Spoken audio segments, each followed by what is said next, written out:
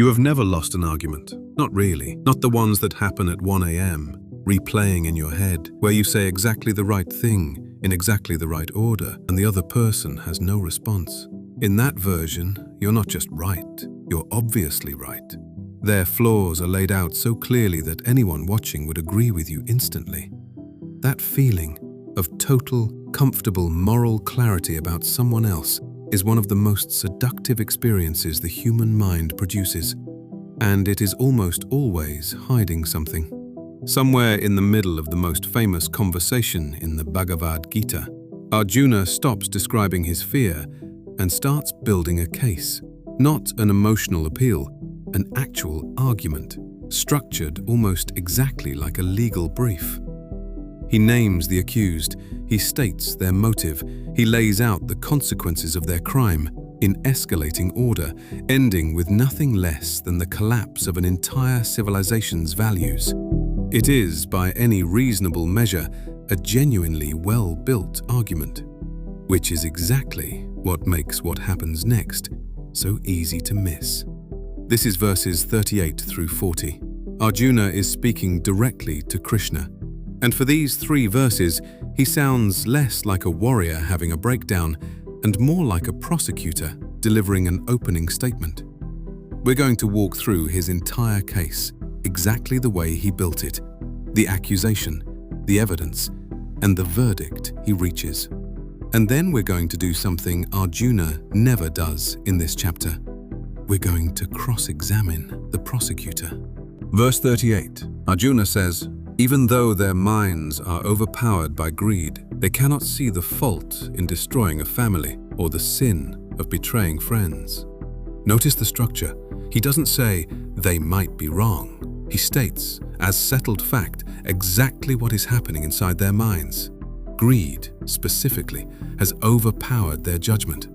He has diagnosed people he has never had this conversation with total confidence. This is the first move of almost every argument human beings have ever won in their own heads. State the other side's motive as an established fact before a single word of cross-examination. Verse 39. How can we not know to turn away from this sin when we can clearly see the fault of destroying a family? Here's the key word: clearly. Arjuna isn't just claiming he's right, he's claiming his side has clear sight, moral vision the other side simply lacks. This is the exact moment his argument shifts from "I disagree with them" to "I can see something they are incapable of seeing." That shift feels good. It's one of the most satisfying feelings available to the human mind, and it is precisely the feeling researchers have found makes people the least likely to examine their own reasoning. Here's what makes this so relatable and so dangerous. Arjuna's argument isn't manipulative, it isn't dishonest. Greed probably is playing some role in Duryodhana's decisions. On the surface, this looks like clean, correct moral reasoning. That's exactly why arguments like this spread so easily. At a dinner table, in a group chat, in a boardroom. They don't feel like bias, they feel like clarity. And the more certain they feel, the less anyone in the room, including the person making the argument, stops to check where that certainty is actually coming from. Arjuna doesn't stop at "this is wrong." Verse 40 builds the actual mechanism of the crime, like an evidence chain in a trial. When a family is destroyed, its ancient traditions and values collapse. When righteousness is destroyed, the entire lineage is overtaken by unrighteousness. This is the second domino, and it's the one that turns a tragedy into a system failure. It isn't just that one family loses its values, it's that the vacuum left behind gets filled with something worse, and that something worse becomes the new normal for everyone who comes after. This is, structurally, a remarkably modern piece of reasoning. Arjuna isn't just worried about the immediate harm, he's tracing second and third order consequences, the kind of systems thinking that shows up in everything from public policy debates to conversations about generational trauma. It's worth being completely fair here, because this episode is not about proving Arjuna wrong. His reasoning about systemic collapse is sound. Communities really do lose something irreplaceable when violence tears through them. Broken systems really do get filled by whoever fills them next, and it's rarely an improvement. The argument itself holds up. What we're about to look at isn't a flaw in his logic. It's a flaw in where he's pointing it, and it's a flaw almost every person who has ever built a really good argument about someone else has shared with him. Here's the detail this chapter buries in plain sight. Arjuna has just spent 3 verses building a precise, structured case about how greed and attachment blind people to the harm they're causing. He is, at this exact moment, refusing to fight for a reason that has nothing to do with the argument he just made. He isn't stepping back because of the ancient traditions argument or the systemic collapse argument. He's frozen because these are his own grandfather, his own teachers, his own cousins standing across the field. That's not a philosophical position.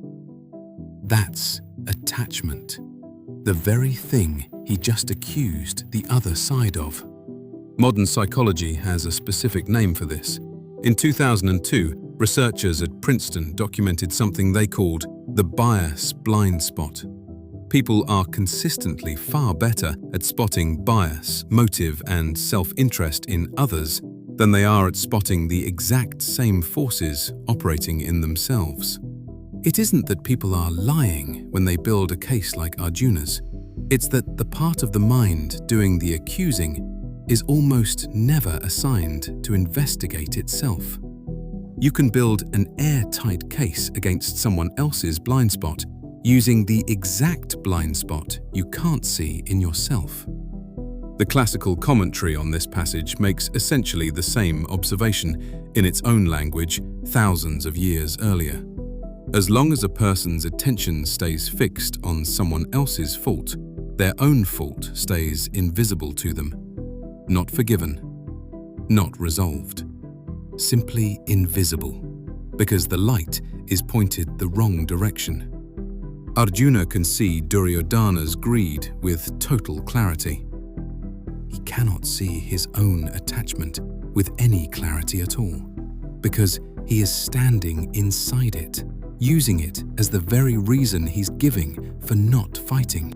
This is worth being careful about, because it's easy to hear all of this as Arjuna is a hypocrite, and that's not quite it.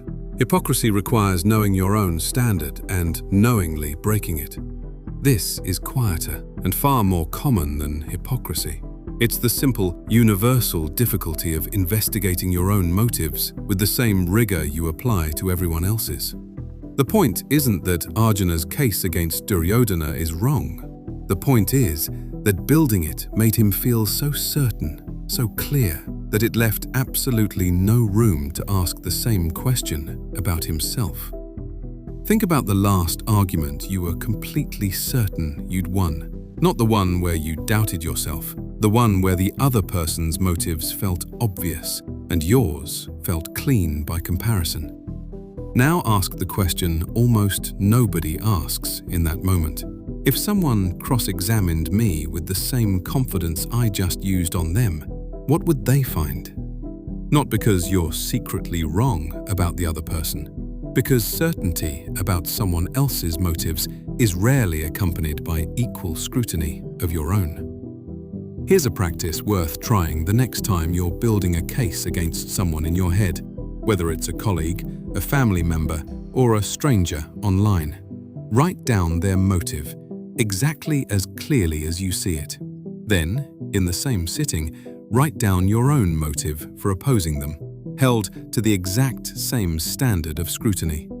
Most people can fill the first list in seconds. The second list is where the real work happens, because it requires turning the same unflinching attention you just used on someone else back onto yourself without softening it. None of this means you should never call out real harm or stay quiet about things that genuinely matter. Arjuna's argument about systemic collapse wasn't wrong. Duryodhana's greed wasn't invented. What it means is that the more certain and morally clear an argument feels while you're building it, the more that certainty deserves a second look aimed at yourself. Not because you're probably wrong, but because certainty is exactly the state of mind that stops anyone from checking. Every side in this story built a case it found completely convincing. Duryodhana was certain his claim to the throne was justified. Arjuna was certain his refusal to fight was moral clarity, not attachment. Both of them were building real arguments.